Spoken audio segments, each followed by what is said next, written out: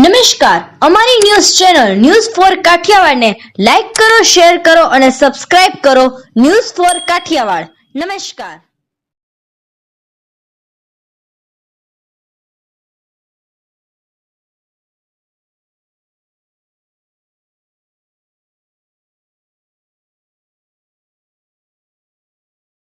જૂનાગઢ વિજાપુરના પાટિયા પાસે આવેલ સાંપ્રત એજ્યુકેશન એન્ડ ચેરિટેબલ ટ્રસ્ટ ખાતે સુંદરકાંડના પાઠનું આયોજન કરવામાં આવ્યું. જૂનાગઢ સાંપ્રત એજ્યુકેશન એન્ડ ચેરિટેબલ ટ્રસ્ટ વિકલાંગ સંસ્થા વિજાપુરના પાટિયા પાસે શ્રી કષ્ટભંજન હનુમાનજી સુંદરકાંડ ગ્રુપ તથા ભક્તિ સંધ્યા ગ્રુપ દ્વારા આજરોજ વિકલાંગ બાળકોએ સુંદરકાંડના પાઠ તેમજ રામ જન્મોત્સવની ધામધૂમથી ઉજવણી કરવામાં આવી હતી.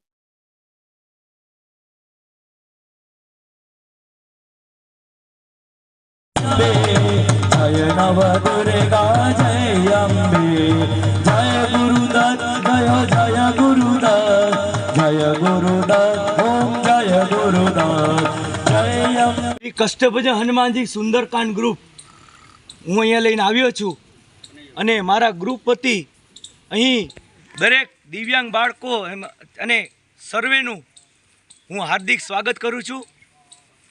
સાંપ્રત એજ્યુકેશન દિવ્યાંગ બાળકોની સંસ્થામાં પંચમુખી દાદા બિરાજમાન છે અને રામનવમીનો પણ આજે સારો સહયોગ હોય.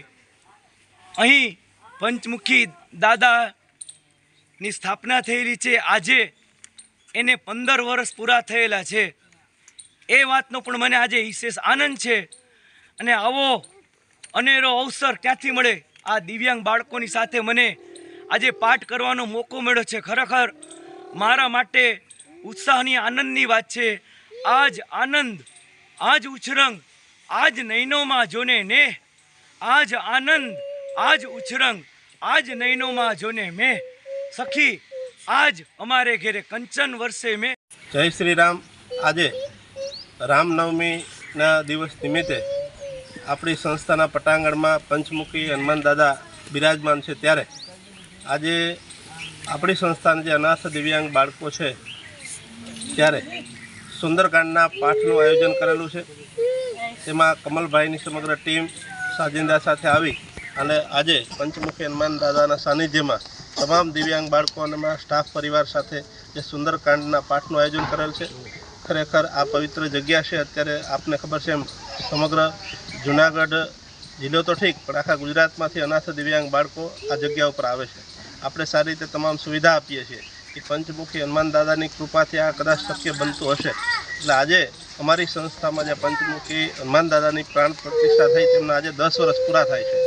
રામનવમીના દિવસે પંચમુખી હનુમાન દાદાની પ્રાણ પ્રતિષ્ઠા સાથે મંદિરનું નિર્માણ થયું હતું અને ત્યારે સંસ્થામાં ધીમે ધીમે અત્યારે 87 બાળકો નિવાસ કરી રહ્યા છે. ત્યારે રામનવમીના દિવસે આજે અમે આ સુંદરકાંડના પાઠનું આયોજન કરી અને સમગ્ર દિવ્યાંગ બાળકો સતત નિરોગી રહે તેવી પ્રભુ પાસે પ્રાર્થના સાથે આજે આ આયોજન સરસ મજાનું કરેલું છે.